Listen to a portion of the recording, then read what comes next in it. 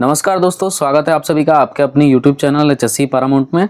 दोस्तों आज के हमारे वीडियो का टॉपिक है स्कैफोल्डिंग सेफ्टी।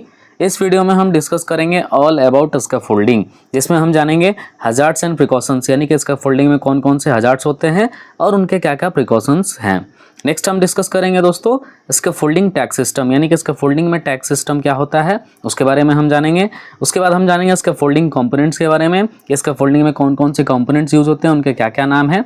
नेक्स्ट हम डिस्कस करेंगे टाइप्स ऑफ क्लैंप्स, यानी कि क्लैंप्स कितने टाइप्स के होते हैं। उसके बाद हम डिस्कस करेंगे टाइप्स ऑफ स्कैफोल्डिंग, यानी कि स्कैफोल्डिंग कितने टाइप्स के होते हैं। उसके बाद हम डिस्कस करेंगे दोस्तों टाइप्स ऑफ ब्रेसिंग्स, यानी कि स्कैफोल्डिंग में यूज होने वाले ब्रेसिंग्स कितने टाइप्स के होते हैं। उसके बाद हम जानेंगे स्कैफोल्डिंग स्पेसिफिकेशंस के बारे में। उसके बाद हम डिस्कस करेंगे दोस्तों ड्यूटीज ऑफ स्कैफोल्ड, यानी कि स्कैफोल्ड के ड्यूटीज कितने टाइप्स के होते हैं। नेक्स्ट हम डिस्कस करेंगे इंस्पेक्शन ऑफ स्कैफोल्डिंग। तो चलिए वीडियो को शुरू करते हैं और डिटेल में जानते हैं।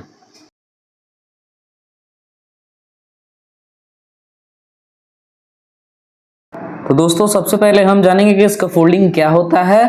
तो scaffolding is a temporary structure which provides access और which is used to support man, materials, plant और equipment during work at height. यानी कि स्कैफोल्डिंग एक टेम्पररी स्ट्रक्चर होता है जो कि एक्सेस प्रोवाइड करता है या जिसका हम यूज करते हैं सपोर्ट करने के लिए मैन, मटेरियल, प्लांट्स और equipment during work at height, यानी कि वर्क एट हाइट के दौरान इक्विपमेंट्स को, मटेरियल को और मैन पावर को सपोर्ट करने के लिए ये टेम्पररी स्ट्रक्चर यूज किया जाता है। नेक्स्ट हम जानेंगे दोस्तों हजार्ड्स के बारे में, यानी कि स्कैफोल्डिंग का जब भी हम यूज करते हैं तो उसमें कौन कौन से हमको हजार्ड्स को फेस करना हो सकता है। तो सबसे पहला है फॉलिंग फ्रॉम एलिवेशन, यानी कि कोई पर्सन किसी एलिवेशन से या किसी हाइट से गिर सकता है, तो ये एक हजार्ड है। नेक्स्ट है फॉल ऑफ मटेरियल, यानी कि स्कैफोल्डिंग के ऊपर अगर कोई मटेरियल रखा है तो वो मटेरियल भी नीचे गिर सकता है, तो ये भी एक हजार्ड है। नेक्स्ट है फॉल ऑफ टूल्स, यानी कि अगर मैन पावर कोई टूल्स यूज करे, हैंड टूल्स वगैरह यूज करे तो टूल्स भी ऊपर से गिर सकता है, ये भी एक हजार्ड है। नेक्स्ट है स्कैफोल्ड कोलैप्स, यानी कि जो स्कैफोल्ड है वो कोलैप्स हो सकता है, गिर सकता है, ये भी एक हजार्ड है। नेक्स्ट है लूज सॉइल, यानी कि स्कैफोल्ड का जो बेस का सॉइल है अगर वो लूज है तो उससे भी स्कैफोल्ड कोलैप्स हो सकता है, तो ये भी एक हजार्ड है। नेक्स्ट है बैड प्लैंकिंग और डेकिंग, यानी कि जो प्लैंकिंग है, डेकिंग है वो प्रॉपर नहीं है तो वो भी एक हजार्ड है। नेक्स्ट है इनकम्पिटेंट स्कैफोल्डर्स, यानी कि जो स्कैफोल्डर्स है वो इनकम्पिटेंट है, ऑथोराइज्ड नहीं है, तो वो भी एक हजार्ड से जो स्कैफोल्ड होगा वो सही से नहीं बन पाएगा। नेक्स्ट है एक्सकवेशन नियर द स्कैफोल्ड, यानी जो स्कैफोल्ड है स्कैफोल्ड के आसपास में या स्कैफोल्ड के बेस के पास एक्सकवेशन करना, ये भी एक हजार्ड है, इससे स्कैफोल्ड जो है कोलैप्स हो सकता है अनबैलेंस होके। नेक्स्ट है इलेक्ट्रोक्यूशन, यानी कि स्कैफोल्ड के ऊपर अगर कोई पावर टूल्स या इलेक्ट्रिकल इक्विपमेंट्स का यूज कर रहा है तो उसे इलेक्ट्रोक्यूशन भी हो सकता है। तो दोस्तों नेक्स्ट हम जानेंगे प्रिकॉशंस के बारे में, यानी कि जब भी हम स्कैफोल्ड के ऊपर काम करते हैं तो हमें कौन कौन से कंट्रोल मेजर्स अपनाने चाहिए। सबसे पहला है use personal fall arrest system like lifeline, full body harness, यानी कि पर्सनल फॉल अरेस्ट सिस्टम का यूज करें जैसे कि lifeline, full body harness, fall से प्रोटेक्ट करने के लिए। नेक्स्ट है ensure protection from fall like toe guard, mid rail, top rail must be installed in scaffold, यानी कि protection from fall like toe guard, mid rail, top rail वगैरह scaffold में installed होना चाहिए, ये हमें इंश्योर कर लेना है। नेक्स्ट है tie all loose hand tools और कीप इन बैग्स, यानी कि जितने भी लूज हैंड टूल्स अगर आप यूज़ करते हैं उनको टाई करके रखें या उनको बैग्स के अंदर रखें या वर्किंग प्लेटफॉर्म पे नहीं छोड़ें।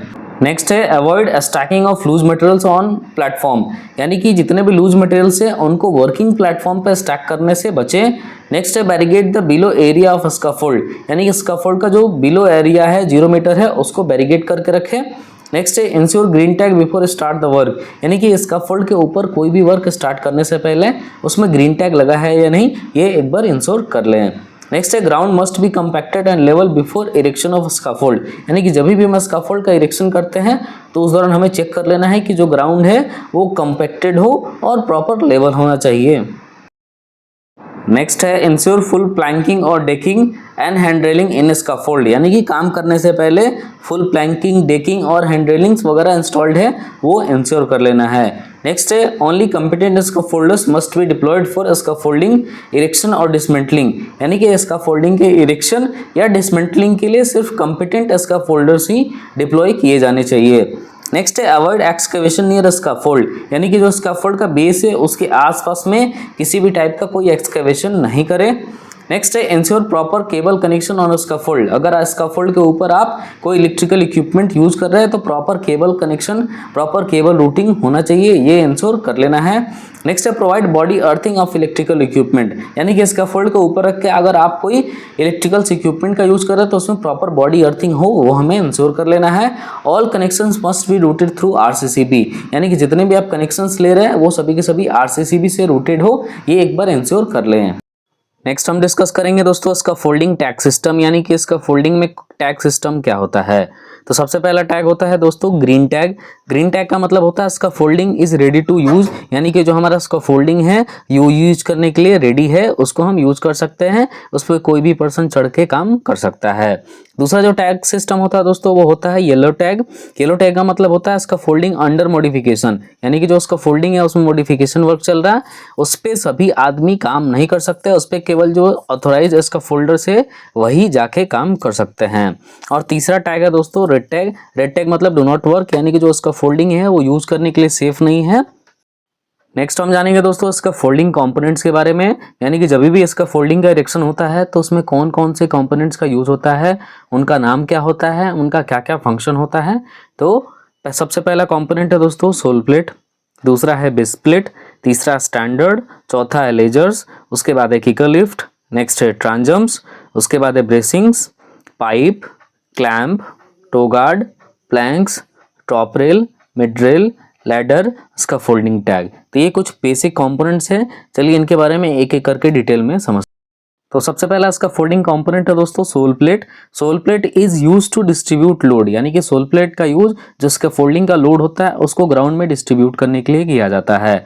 और जो इसका साइज होता है वो होता है 300 बाई 300, और जो इसका थिकनेस होता है सोल प्लेट का दोस्तों वो होता है 6 mm।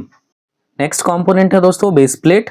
बेस प्लेट का भी यूज लोड को डिस्ट्रीब्यूट करने के लिए किया जाता है, यानी कि जो हमारा इसका फोल्डिंग का लोड है उसको डिस्ट्रीब्यूट करने के लिए बेस प्लेट का यूज किया जाता है। और जो बेस प्लेट का साइज होता है दोस्तों वो होता है 150 mm बाई 150, और जो उसका थिकनेस होता है दोस्तों वो 6 mm होता है। नेक्स्ट कंपोनेंट है दोस्तों kicker lift. The first runner is installed above 150 mm from ground level is called kicker lift, यानी कि जब भी इसका फोल्डिंग का इरेक्शन होता है तो उसमें जो सबसे पहला रनर होता है दोस्तों वो 150 mm ग्राउंड लेवल से ऊपर इंस्टॉल किया जाता है, जिसे कि हम किकर लिफ्ट कहते हैं। यानी कि जो किकर लिफ्ट होता है दोस्तों वो 150 mm ग्राउंड लेवल से ऊपर लगता है। नेक्स्ट कंपोनेंट है दोस्तों स्टैंडर्ड, या इसे पोस्ट भी कहा जाता है। जब भी इसका फोल्डिंग इरेक्शन करते हैं तो उसमें जो वर्टिकल पोस्ट होते हैं उन्हें स्टैंडर्ड कहा जाता है। स्टैंडर्ड शुड बी अपराइट, यानी कि जो स्टैंडर्ड है वो हमेशा सीधा होना चाहिए, और उसको चेक करने के लिए स्पिरिट लेवल का हमें यूज करना चाहिए। Maximum space between two standards is 2 metre, यानी कि जो स्टैंडर्ड दो स्टैंडर्ड के बीच का जो मैक्सिमम डिस्टेंस हो वो 2 मीटर हो, और जो दो स्टैंडर्ड होता है, दो स्टैंडर्ड के बीच का जो गैप होता है दोस्तों उसको हम लोग बे लेंथ कहते हैं। नेक्स्ट कंपोनेंट है दोस्तों लेजर या रनर। लेजर या रनर जो भी हॉरिजॉन्टल पाइप्स इसका फोल्डिंग इरेक्शन में यूज होता है उसे हम लेजर या रनर कहते हैं। लेजर शुड भी 180 डिग्री, या इसे हॉरिजॉन्टल ब्रेस भी कहा जाता है, यानी कि जो लेजर्स होते हैं वो 180 डिग्री पे इंस्टॉल किए गए होते हैं। नेक्स्ट है लेजर्स और transoms should be fixed inside standard, यानी कि जो लेजर और ट्रांजम्स होते हैं दोस्तों वो हमेशा स्टैंडर्ड के अंदर फिक्स किए जाने चाहिए, यानी कि जो स्टैंडर्ड है या पोस्ट है हमेशा उसके अंदर में लेजर या रनर ये सब फिक्स होता है। नेक्स्ट है दोस्तों only fix clamp must be use to join standards and ledgers, यानी कि स्टैंडर्ड और लेजर को ज्वाइन करने के लिए हमेशा फिक्स क्लैम्प का ही यूज करना चाहिए। नेक्स्ट है दोस्तों the distance between two ledger is not more than 1.8 metre, यानी कि दो लेजर्स के बीच का जो डिस्टेंस हो वो 1.8 मीटर से ज्यादा नहीं होना चाहिए। नेक्स्ट कंपोनेंट है दोस्तों ट्रांजम्स और bearers. Place the transom inside the standard over the ledger, यानी कि जब भी हम ट्रांजम को इंस्टॉल करते हैं वो हमेशा स्टैंडर्ड के अंदर और लेजर के ऊपर होता है, और जो ट्रांजम्स होते हैं दोस्तों ये भी हॉरिजॉन्टल पाइप्स ही होते हैं। नेक्स्ट है transom must be fitted with fix clamp, यानी कि जो ट्रांजम्स है दोस्तों वो हमेशा फिक्स क्लैम्प से फिट किए जाने चाहिए। नेक्स्ट है दोस्तों put the plank on transoms which bear the weight of the working platform, यानी कि जो हमारा वर्किंग प्लेटफॉर्म का प्लैंक होता है, स्कैफोल्डिंग प्लैंक होता है, उसको हमेशा ट्रांजम के ऊपर रखना चाहिए, जो कि वर्किंग प्लेटफॉर्म का टोटल वेट को बियर करता है, इसीलिए इसे बियरर भी कहा जाता है। नेक्स्ट कंपोनेंट है दोस्तों bracing. It is diagonal tubes that makes the scaffold structure strong and stable. यानी कि जो ब्रेसिंग्स होते हैं दोस्तों वो डायगोनल ट्यूब्स होते हैं जो कि स्कैफोल्डिंग स्ट्रक्चर को स्ट्रॉन्ग और स्टेबल बनाते हैं। नेक्स्ट कंपोनेंट है दोस्तों कपलर्स और क्लैंप्स। Couplers और clamps are used to join two scaffold tubes to each other to assemble a scaffold। यानी कि जो couplers होते हैं या clamps होते हैं दोस्तों उनका यूज दो scaffolding tubes को आपस में जोड़ के scaffold को assemble करने के लिए किया जाता है। जैसे कि आप इमेज में देख सकते हैं ये scaffolding clamps और couplers है। नेक्स्ट हम जानेंगे दोस्तों टाइप्स ऑफ क्लैम्प्स। यानी कि जो हमारे स्कैफोल्डिंग कपलर्स होते हैं वो भी बहुत सारे टाइप्स के होते हैं, जिसमें सबसे पहला है दोस्तों राइट एंगल कपलर या इसे फिक्स क्लैम्प भी कहा जाता है। इसका यूज दो पाइप्स को 90 डिग्री पे ज्वाइन करने के लिए किया जाता है और इसका जो लोड कैपेसिटी होता है दोस्तों जो ए क्लास का राइट एंगल कपलर होता है उसका 610 केजी होता है और जो बी क्लास का राइट एंगल कपलर होता है दोस्तों वो 910 केजी होता है उसका सेफ वर्किंग लोड या कैपेसिटी। जैसा कि आप इमेज में देख सकते हैं नीचे ये राइट एंगल कपलर है या इसे फिक्स क्लैम्प भी कहा जाता है। दूसरा क्लैंप या कपलर दोस्तों सिविल कपलर जिसे कि जनरली चालू क्लैंप भी कहा जाता है। इसका यूज दो स्कैफोल्ड पाइप को किसी भी डिग्री पे ज्वाइन करने के लिए किया जा सकता है। जैसे कि आप ये इमेज में देख सकते हैं ये चालू क्लैंप है यानी कि सिविल कपलर है और इसका यूज हम दो स्कैफोल्डिंग ट्यूब्स को या पाइप्स को किसी भी डिग्री पे हम ज्वाइन करने के लिए कर सकते हैं। इसका भी जो लोड कैपेसिटी होता है दोस्तों ए क्लास का जो सिविल कपलर होता है उसका जो SWL होता है वो 610 केजी होता है और जो बी क्लास का सिविल कपलर होता है उसका दोस्तों 910 केजी होता है। नेक्स्ट स्कैफोल्डिंग क्लैंप है दोस्तों स्लिप कपलर, इसे बॉक्स क्लैंप भी कहा जाता है। जैसे कि आप इमेज में देख सकते हैं ये एक बॉक्स क्लैंप है और इसका यूज दो स्कैफोल्डिंग ट्यूब्स को आपस में जोड़ने के लिए किया जाता है। इसका जो लोड कैपेसिटी होता है यानी कि जो इसका SWL होता है सेफ वर्किंग लोड होता है दोस्तों वो 550 केजी होता है। चौथा स्कैफोल्डिंग क्लैंप है दोस्तों लैडर क्लैंप। जैसा कि आप इमेज में देख सकते हैं ये लैडर क्लैंप है और इसका यूज लैडर को स्कैफोल्डिंग में फिक्स करने के दौरान किया जाता है और इसका जो लोड कैपेसिटी होता है यानी कि जो इसका SWL होता है सेफ वर्किंग लोड वो 550 केजी होता है। नेक्स्ट क्लैंप है दोस्तों पुटलक कपलर। जैसा कि आप इमेज में देख सकते हैं नीचे ये पुटलक कपलर है और इसका जो लोड कैपेसिटी होता है यानी कि इसका जो SWL होता है दोस्तों वो 63 केजी होता है। नेक्स्ट इसका फोल्डिंग क्लैंप है दोस्तों बोर्ड रिटेनिंग क्लैंप, इसे प्लैंक्स क्लैंप भी कहा जाता है और इसे जाली क्लैंप भी कहा जाता है। जैसा कि आप इमेज में देख सकते हैं ये प्लैंक्स क्लैंप या जाली क्लैंप है जिसका यूज जो प्लैंक्स होते हैं उनको फिक्स करने के लिए किया जाता है इसका फोल्डिंग में और इनका जो लोड कैपेसिटी होता है दोस्तों यानी कि जो इनका SWL होता है वो 565 केजी होता है। नेक्स्ट इसका फोल्डिंग क्लैंप है दोस्तों बीम क्लैंप। जैसा कि आप नीचे इमेज में देख सकते हैं ये एक बीम क्लैंप है और इसका यूज हमेशा पेयर में होता है यानी कि हमेशा ये जोड़े में यूज होता है। इसका जो लोड कैपेसिटी होता है दोस्तों वो होता है 3000 केजी इन पेयर्स, यानी कि जब एक साथ दो हम क्लैंप्स लगाते हैं तो इन दोनों क्लैंप्स का जो लोड कैपेसिटी यानी कि सेफ वर्किंग लोड होता है दोस्तों वो 3000 केजी होता है। और ये तीन साइज में आते हैं दोस्तों, एक 50 mm, नेक्स्ट 75 mm और लास्ट वाला 100 mm में आता है। नेक्स्ट कंपोनेंट है दोस्तों ladder. Ladder is an equipment used for climbing up and down, यानी कि लैडर एक इक्विपमेंट होता है जिसका यूज स्कैफोल्डिंग में एक्सेस और एग्रेस के लिए किया जाता है। Ladder should be extended 1 metre above from the landing platform, यानी कि जहां भी हमारा लैंडिंग प्लेटफॉर्म होता है स्कैफोल्डिंग में उससे लैडर जो है 1 मीटर एक्सटेंडेड होना चाहिए, यानी कि 1 मीटर लैंडिंग प्लेटफॉर्म से ऊपर होना चाहिए। नेक्स्ट है दोस्तों ensure 3 point contact and ladder, यानी कि जब भी लैडर पे क्लाइंब करते हैं तो उस दौरान 3 पॉइंट कॉन्टैक्ट हमें मेंटेन करना चाहिए। 3 पॉइंट कॉन्टैक्ट यानी कि जब भी हम लैडर पे चढ़ते हैं तो उस दौरान अगर हमारा एक हैंड लैडर पे है तो 2 फीट हमारा लैडर को टच करना चाहिए, या 2 हैंड टच कर रहा है तो दोनों में से कोई 1 फीट हमारा लैडर को टच करना चाहिए। तो यही होता है दोस्तों 3 point contact on ladder. Next component है दोस्तों स्कैफोल्डिंग प्लैंक्स। स्कैफोल्ड में स्कैफोल्डिंग प्लैंक्स का यूज करके वर्किंग प्लेटफॉर्म को प्रिपेयर किया जाता है। It should be free from defects and corrosion, यानी कि जो हमारा वर्किंग प्लेटफॉर्म हो वो कोरोजन और डिफेक्ट फ्री होना चाहिए।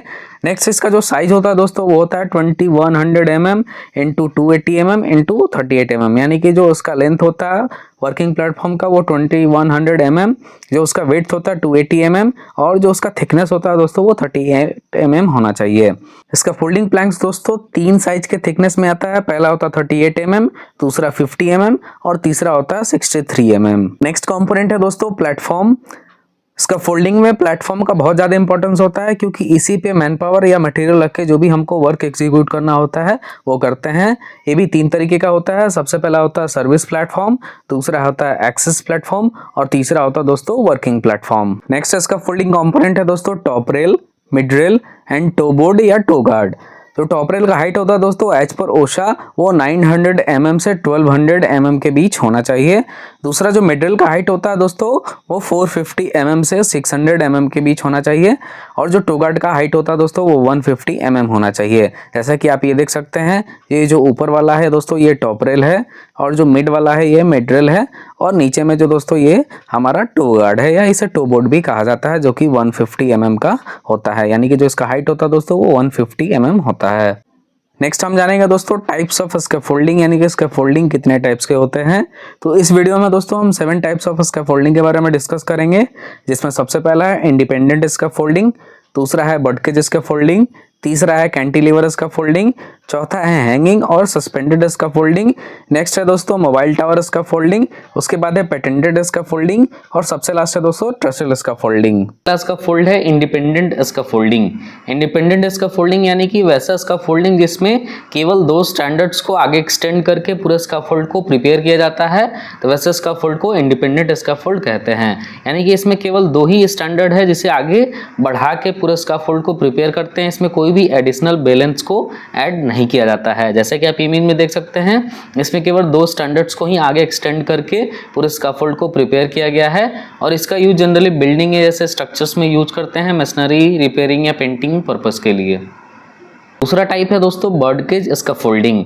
बर्डकेज स्कैफोल्डिंग यानी कि वैसा स्कैफोल्डिंग जिसमें 2 से ज़्यादा स्टैंडर्ड्स को यूज करके स्कैफोल्ड को प्रिपेयर किया गया हो, तो उस तरीके के स्कैफोल्ड को हम बर्डकेज स्कैफोल्डिंग कहते हैं। इसके पहले जैसे हमने देखा कि अगर 2 स्टैंडर्ड्स को आगे एक्सटेंड करके स्कैफोल्डिंग को प्रिपेयर करते हैं तो वो इंडिपेंडेंट स्कैफोल्डिंग है, लेकिन जब 2 से ज़्यादा एडिशनल बैलेंस हम ऐड करने लगते हैं तो उस तरीके के स्कैफोल्ड को हम बर्डकेज स्कैफोल्ड कहते हैं। जैसे कि आप इमेज में देख सकते हैं, यहाँ पे बहुत सारे स्टैंडर्ड्स को यूज करके स्कैफोल्ड को प्रिपेयर किया गया है, तो इस तरीके के स्कैफोल्ड को दोस्तों बर्डकेज स्कैफोल्ड कहते हैं।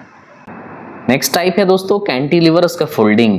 कैंटिलीवर स्कैफोल्डिंग यानी कि वैसा स्कैफोल्डिंग या वैसा एक्सटेंडेड प्लेटफॉर्म जिसका कि सपोर्ट ग्राउंड लेवल से ना लेके ऑलरेडी जो इरेक्टेड स्कैफोल्ड है उससे उसका सपोर्ट लेके जब हम प्लेटफॉर्म को एक्सटेंड करते हैं तो उस टाइप के स्कैफोल्डिंग को कैंटिलीवर स्कैफोल्डिंग कहते हैं। जैसे कि आप बगल में इमेज में देख सकते हैं, जो एक्सटेंडेड प्लेटफॉर्म बनाया गया है इसका सपोर्ट डायरेक्ट ग्राउंड लेवल से ना लेके ऑलरेडी जो इरेक्टेड प्लेटफॉर्म था उसी से इसका सपोर्ट लेके बनाया गया। तो इस तरीके का अगर कोई भी स्कैफोल्डिंग कंस्ट्रक्शन साइट पे आपके दिखता है तो वो कैंटिलीवर स्कैफोल्डिंग है।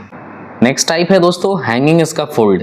इसे सस्पेंडेड स्कैफोल्ड भी कहा जाता है, यानी कि वैसा स्कैफोल्ड जिसका सपोर्ट नीचे से ना होके ऊपर से किसी स्ट्रक्चर से होता है और जो हमेशा सस्पेंडेड या हैंगिंग कंडीशन में होता है, उस तरीके के स्कैफोल्ड को हैंगिंग या सस्पेंडेड स्कैफोल्ड कहते हैं। जैसे कि आप ये इमेज में देख सकते हैं, इस स्कैफोल्ड में ग्राउंड से कोई भी इसमें सपोर्ट नहीं है, ये टोटली इस स्ट्रक्चर के ऊपर हैंग है, तो इस तरीके के स्कैफोल्ड को हम हैंगिंग स्कैफोल्ड कहते हैं। नेक्स्ट टाइप है दोस्तों मोबाइल टावर स्कैफोल्डिंग, यानी कि वैसा स्कैफोल्ड या वैसा टावर स्कैफोल्ड जिसे हम एक जगह से दूसरी जगह इजीली मूव कर सकते हैं, उस टाइप के स्कैफोल्ड को मोबाइल टावर स्कैफोल्ड कहते हैं। ऐसे स्कैफोल्ड्स में जनरली इनके जो स्टैंडर्ड है, स्टैंडर्ड के बेस में व्हील्स लगे होते हैं जिससे कि इन्हें एक जगह से दूसरी जगह इजीली मूव किया जा सकता है। मोबाइल टावर स्कैफोल्डिंग का यूज जनरली किसी वर्कशॉप या किसी शेड के अंदर किया जाता है, जहाँ की जो वो हमारा वर्किंग प्लेटफॉर्म है उसको कंटिन्यूअस एक जगह से दूसरे जगह मूव करने की जरूरत होती है, तो वहाँ पे सबसे बेस्ट होता है mobile tower scaffolding. Next type है दोस्तों पेटेंटेड स्कैफोल्डिंग। पेटेंटेड स्कैफोल्डिंग जो होता है दोस्तों वो स्टील का बना हुआ स्कैफोल्ड होता है जो कि रेडीमेड होता है, यानी कि ऑलरेडी ये प्लेटफॉर्म बना बनाया मिलता है, इसे हमें परचेज करके डायरेक्ट यूज़ करना होता है। इसका जो वर्किंग प्लेटफॉर्म होता है दोस्तों, उसका जो कपलिंग्स होता है वो भी स्पेशल फिटिंग्स होते हैं उसमें। इसको हम अपने ज़रूरत के हिसाब से अप डाउन या एडजस्ट कर सकते हैं, जैसे हमको ज़रूरत है उस हिसाब से हम अपने वर्क प्लेस पे इसको एडजस्ट करके यूज कर सकते हैं। तो इस तरीके के स्कैफोल्ड को दोस्तों पेटेंटेड स्कैफोल्ड कहा जाता है। नेक्स्ट टाइप है दोस्तों ट्रसल स्कैफोल्डिंग। ट्रसल स्कैफोल्डिंग एक ट्राइपॉड्स और लैडर्स का कम्बिनेशन होता है जिसका यूज करके एक वर्किंग प्लेटफॉर्म को प्रिपेयर किया जाता है। जैसे कि आप इमेज में देख सकते हैं, ये लैडर्स और ट्राइपॉड्स को मिला के एक वर्किंग प्लेटफॉर्म को प्रिपेयर किया गया है, जिसके ऊपर कोई वर्कर खड़ा होकर किसी दीवार या किसी घर के अंदर कोई रिपेयरिंग या मशीनरी वर्क कुछ ऐसा कर सकता है। नेक्स्ट हम डिस्कस करेंगे दोस्तों इसका फोल्डिंग ब्रेसिंग्स के बारे में। स्कैफोल्डिंग ब्रेसिंग्स क्या होता है? A rigid connection that holds one scaffold member in a fix position with respect to the another member, यानी कि एक रिजिड कनेक्शन जो कि एक स्कैफोल्ड मेंबर को दूसरे के रिस्पेक्ट में होल्ड करके या फिक्स करके रखता है, उसे स्कैफोल्ड ब्रेसिंग कहते हैं। स्कैफोल्ड ब्रेसिंग स्कैफोल्ड को स्ट्रॉन्ग और स्टेबल बनाता है। नेक्स्ट हम जानेंगे फ्रेंड्स टाइप्स ऑफ स्कैफोल्ड ब्रेसिंग्स के बारे में, जिसमें हम इस वीडियो में 6 टाइप ऑफ स्कैफोल्ड ब्रेसिंग्स के बारे में डिस्कस करेंगे। जिसमें सबसे पहला है क्रॉस ब्रेसिंग, जिसे ट्रांसवर्स या सेक्शनल ब्रेसिंग भी कहा जाता है। दूसरा है दोस्तों डायगोनल ब्रेसिंग। तीसरा है लॉन्गिट्यूडनल ब्रेसिंग या इसे फेसेट ब्रेसिंग भी कहा जाता है। नेक्स्ट है प्लेन ब्रेसिंग। उसके बाद है दोस्तों जिगजैग ब्रेसिंग, जिसे डॉगलेग ब्रेसिंग भी कहा जाता है। और सिक्स्थ हम जानेंगे एंड टू एंड ब्रेसिंग। तो सबसे पहला ब्रेसिंग है दोस्तों क्रॉस ब्रेसिंग। क्रॉस ब्रेसिंग को ट्रांसवर्स ब्रेसिंग, सेक्शनल ब्रेसिंग या एक्स ब्रेसिंग भी कहा जाता है। क्रॉस ब्रेसिंग को दोस्तों सबसे पहले हम बॉटम लिफ्ट में फिक्स करते हैं और हर 2 लिफ्ट के बाद क्रॉस ब्रेसिंग को अप टू द टॉप हर लिफ्ट में फिक्स किया जाता है। दूसरा ब्रेसिंग है दोस्तों diagonal bracing. Diagonal bracing helps scaffold to keep diagonally fix in a position, यानी कि जो डायगोनल ब्रेसिंग होता है दोस्तों स्कैफोल्ड को डायगोनली फिक्स पोजीशन में रहने में हेल्प करता है। जो भी डायगोनल ब्रेसिंग होता है दोस्तों उसको एक स्टैंडर्ड से दूसरे स्टैंडर्ड के बीच डायगोनली फिक्स किया जाता है। नेक्स्ट टाइप ऑफ ब्रेसिंग है दोस्तों लॉन्गिट्यूडनल ब्रेसिंग। लॉन्गिट्यूडनल ब्रेसिंग को फेसेट ब्रेसिंग भी कहा जाता है। लॉन्गिट्यूडनल ब्रेसिंग को कभी भी 35 डिग्री से 55 डिग्री के बीच फिक्स किया जाता है, यानी कि जो लॉन्गिट्यूडनल ब्रेसिंग का मिनिमम एंगल है जिस पे उसको फिक्स किया जाता है वो मिनिमम है 35 डिग्री और मैक्सिमम उसको 55 डिग्री पे फिक्स किया जा सकता है। जैसे कि आप इमेज में देख सकते हैं, ये लॉन्गिट्यूडनल ब्रेसिंग है जिससे कि 35 से 55 डिग्री के बीच फिक्स किया गया है। नेक्स्ट टाइप ऑफ ब्रेसिंग है दोस्तों plain bracing. Plain bracings are fixed at scaffold base, यानी कि जो प्लेन ब्रेसिंग्स होते हैं दोस्तों वो स्कैफोल्ड के बेस में फिक्स किए जाते हैं। It helps to keep scaffold base diagonally fix, यानी कि जो प्लेन ब्रेसिंग होता है दोस्तों वो स्कैफोल्ड बेस को डायगोनली फिक्स रखने में हेल्प करता है। नेक्स्ट है दोस्तों जिगजैग ब्रेसिंग।